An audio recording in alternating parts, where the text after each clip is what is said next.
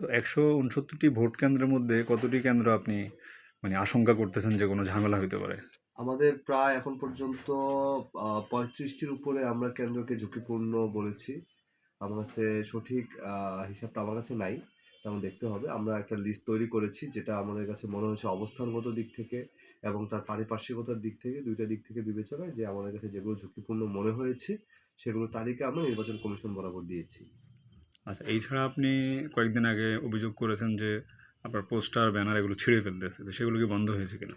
সেগুলো বন্ধ হয়নি। যেমন আজকে সকালেই আমাদের একটি সিসিটিভি ফুটেজ আমাদের কাছে এসেছে। সেখানে দেখা যাচ্ছে যে আমাদের ব্যানার কেটে ফেলা হচ্ছে এবং সেই যারা কেটে ফেলছে তাদেরকে চিহ্নিত করা হয়েছে। তারা একটি বিশেষ দলের লোকের অনুসারী। তো আমরা আজকেই সেটি ডিসি অফিস বরাবর জানিয়েছি এবং থানাতেও আমরা একটি অভিযোগ দিয়েছি পুরো বিষয়টি নিয়ে। আর ব্যানার আমাদের অনেক দিন ধরেই ব্যানার কাটা হচ্ছিল। আমরা এটা নিয়ে বারবার আমরা অভিযোগ দিয়ে আসছি, মৌখিকভাবে বলেছি। কিন্তু কোনোভাবে কাজ হচ্ছিল না। কিন্তু আজকে যখন আমাদের কাছে বারবার বলা হচ্ছিল, প্রমাণ চাওয়া হচ্ছিল। আর যেহেতু আমরা আজকে প্রমাণ পেয়েছি, প্রমাণ সহই আমরা অভিযোগ দাখিল করেছি। আপনার কেন্দ্রতে যে বুথে পোলিং এজেন্ট থাকবে, সেই পোলিং এজেন্ট নিয়ে আপনার প্রস্তুতি কেমন? আমাদের মোটামুটি সকল পোলিং এজেন্টদের তালিকা প্রস্তুত করা হয়েছে এবং আগামীকাল এবং তার পরের দিন ২ দিন আমাদের পোলিং এজেন্টদেরকে আমরা প্রশিক্ষণ দিচ্ছি। প্রশিক্ষণ কার্যক্রম ইনশাআল্লাহ খুব ভালো মতন হলে আমরা প্রস্তুত হয়ে যাব।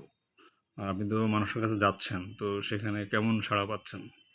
সাড়াটা আসলে এক প্রকার আমার জন্য অভাবনীয়। আমি কল্পনা করি নাই যে আসলে মানুষ এই পরিমাণ সাড়া দেবে এবং এই সাড়াটা দিন, দিন বাড়ছে এই পরিমাণটা।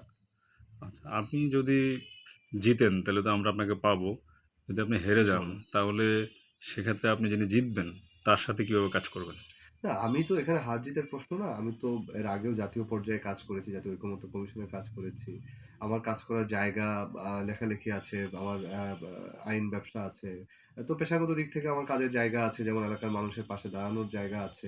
আমি যেহেতু পরিবেশ নিয়ে কাজ করি, এই এলাকার পরিবেশ উন্নয়নেও আমি এর আগে কাজ করেছি। তো সবকিছু মিলিয়ে এখানে হার-জিতের প্রশ্ন না। কাজ করতে চাইলে কাজ করার অনেক জায়গা আছে, ক্ষেত্র আছে। আমি মানুষের পাশে থাকবো ইনশাআল্লাহ, ঢাকা নয় জনগণের পাশে। এই এলাকার যে কোনো ধরনের উন্নয়ন কর্মকাণ্ড বলেন বা যে কোনো ধরনের সামাজিক কর্মকাণ্ড, যে কোনো কিছুর সাথেই ভালো, যে কোনো কিছুর সাথে আমাকে জনগণ পাবে ইনশাআল্লাহ। আর আপনার কর্মী সমর্থক বা যারা আপনার প্রচারণায় আছেন তাদেরকে কেউ কোনো হুমকি বা কোনো বাধা দিচ্ছে কিনা? হ্যাঁ, আমি যেটা বললাম যে আমাদের যখন ব্যানার লাগানো হচ্ছিল বা ব্যানার লাগানোর সময় প্রায়ই আমাদেরকে নেতাকর্মীদের বাধা দেওয়া হয়। এমনকি যারা শ্রমিক থাকেন তাদেরকে তাদের মারধরও করা হয়েছে।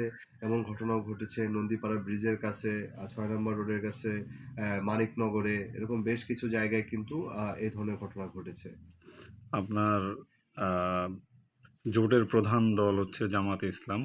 সেই জামায়াতে ইসলাম থেকে আপনি কেমন সহযোগিতা পাচ্ছেন?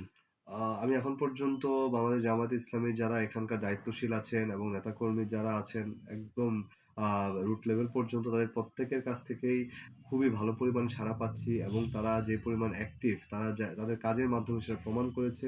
একটা সুশৃঙ্খল গুছানো একটা সংগঠন, পুরো সংগঠন আসলে কাজ করছে। এখন যেমন এই মুহূর্তে কিন্তু ২টি ওয়ার্ডে আমাদের গণসংযোগ চলছে, আরও প্রায় সবগুলো ওয়ার্ড থেকে মিছিল বের হয়েছে। প্রতিদিনই নানান ধরনের কাজকর্ম চলছে, ভোটার স্লিপ বাড়িতে বাড়িতে পাঠানোর কাজ চলছে। তো এই সকল বিষয় মিলিয়ে তাদের কাছ থেকে আমি বেশ ভালো পরিমাণে সাড়া পাচ্ছি। আমি এই আসন সরেজমিন ঘুরে যেটা দেখলাম যে এখানে লম্বা একটা মানে দৈর্ঘ্যের খাল রয়েছে, যেটা আমরা এই যে মান্ডা ব্রিজ থেকে শুরু করে একেবারে বাইক দিয়া মানিক দিয়া পর্যন্ত দেখেছি। এদিকে মানিকনগরও চলে গেছে। তো এই খালটা হচ্ছে অনেকটা দূষণের পর্যায়ে আছে। এটা নিয়ে আপনার কোনো পরিকল্পনা আছে কিনা? হ্যাঁ, আমি বেশ এই যে ৪-৫ দিন আগে ৭৩ নম্বর ওয়ার্ড মানিকদা গিয়েছিলাম। সেখানে আমি একটা জায়গায় দাঁড়িয়ে ভিডিও করেছি। সেটার পেছনে এই খালটা ছিল। আমি সেই খালটা নিয়ে কথা বলেছি। এই খালটা বেশ কিছু জায়গায় প্রায় দখলদারদের কবলে চলে গিয়েছে। কিছু জায়গা প্রায় মরে গিয়েছে। কিছু জায়গা আ যা আছে সেটা আসলে সেটাকে খাল বলা যায় না। সেটাকে ময়লার স্তূপ বললে ভুল হবে না। তো এই খালটা ঘিরে যেহেতু আমি আগেও বললাম আমি একজন পরিবেশ কর্মী হিসেবেও যদি বলি এই খাল নিয়ে আমার পরিকল্পনা আছে। শুধু এই খাল না, এই পুরো ঢাকা ৯ অঞ্চলে যতগুলো খাল রয়েছে সবগুলো খালকে সংস্কার করা, তাতে পানির প্রবাহ নিশ্চিত করা এবং তার মাধ্যমে তার পাশে ওয়াকওয়ে সৃষ্টি করা এবং সেটার মাধ্যমে তাতে স্মার্ট স্ট্রিট লাইট ব্যবহার করা যাতে যেকোনো সময় আলো থাকে, পর্যাপ্ত আলো থাকে এবং নারী ও শিশুদের জন্যও যাতে এবং প্রবীণদের জন্য সেটা যাতে ভ্রমণ উপযোগী কিংবা তাদের অবকাশ রাইট। যাপনের উপযোগী হয় সেই ধরনের পরিকল্পনা আমার আছে। হ্যাঁ, কারণ আপনার এই আসনের মধ্যে গ্রিন মডেল টাউন আছে, ওটা চারপাশ দিয়ে খাল আছে, সেটাকে যদি সুন্দর করা যায় তাহলে এটা অনেকটা হাতের ঝিলের মতোই হবে আর কি। জি, জি।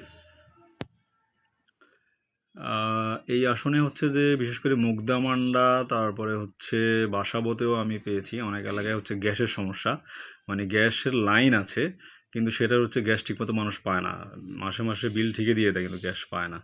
তো এই ক্ষেত্রে সিলিন্ডার ব্যবসায়ী যারা, তারা হচ্ছে সেই সুযোগটা নিচ্ছেন এবং সিলিন্ডারের দামও কিন্তু অনেক বেশি, প্রতি বোতলে 600-700 টাকা বেশি নেওয়া হচ্ছে। তো এই গ্যাস সমস্যা সমাধানে কোনো আপনার ভূমিকা রাখা যাবে কিনা? গ্যাস সমস্যা মানে গ্যাসের যে সমস্যাটা আছে সেটা শীতকালে এখানে আসলে বেশি বেড়ে যায় এবং এই ঢাকা ৯ আসনে যে গ্যাসের লাইন, যেসব বাড়িতে গ্যাসের লাইন আছে সেগুলোতে গ্যাসের চাপ থাকে না বললেই চলে এবং মা বোনদেরকে অনেক ভোরবেলা উঠে রান্না করতে হয়। এটা আসলে এক ধরনের চরম ভোগান্তিতে নিয়ে যায়। এই সুযোগটা আবার সিলিন্ডার ব্যবসায়ী যারা আছে তারা নিচ্ছে।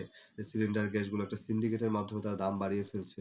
তো সেক্ষেত্রে আমরা যদি এই ঢাকা ৯ ইনশাআল্লাহ জনগণের সমর্থন নিয়ে আসতে পারি, আমার পরিকল্পনা হচ্ছে এখানে গ্যাসের ছোট, ছোট কিছু মিনি টার্মিনাল টাইপ করা। যেখান থেকে আসলে লাইনের মাধ্যমে বাসাবাড়িতে গ্যাস সাপ্লাই দেয়া। খুব কঠিন কোনো কাজ হবে না। কিন্তু এর মাধ্যমে গ্যাসের ফ্লো স্বাভাবিক রাখা এবং এটার ফলে এই সিন্ডিকেট ব্যবসায়ী বা যারা আছেন তাদের তাদের কাছ থেকেও অনেকটা এই এলাকাবাসী মুক্তি পাবে।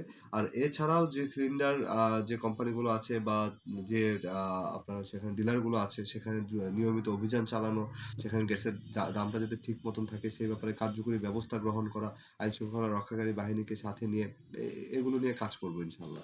আপনার আসনে থানা ৩টা, তো এই ৩টা থানার ৩ জন ওসি আছেন এবং তাদের নেতৃত্বে অন্যান্য আইনশৃঙ্খলা বাহিনীও কাজ করবেন। তো এই ৩ থানার আইনশৃঙ্খলা বাহিনী নিয়ে কোনো কথা আছে কিনা আপনার, কোনো দাবি বা কোনো অভিযোগ? আমার যতদূর ধারণা এখন পর্যন্ত আমার কাছে যতটুকু তথ্য আছে এই ৩ থানার ওসি আসলে এখন পর্যন্ত নিরপেক্ষ ভূমিকা পালন করতে পারছেন না। তারা একটি দলের পক্ষেই তারা তাদের কাজ করছেন। তো সেই ক্ষেত্রে আমরা জানি যে এই এলাকায় প্রচুর পরিমাণে মাদক এবং অস্ত্র প্রবেশ করানো হচ্ছে। এগুলো নিয়েও আসলে থানার ওসিরা তেমন বা আইন শৃঙ্খলা রক্ষাকারী বাহিনী তেমন কোনো কার্যকর ভূমিকা গ্রহণ করতে পারছে না। আপনাকে ধন্যবাদ।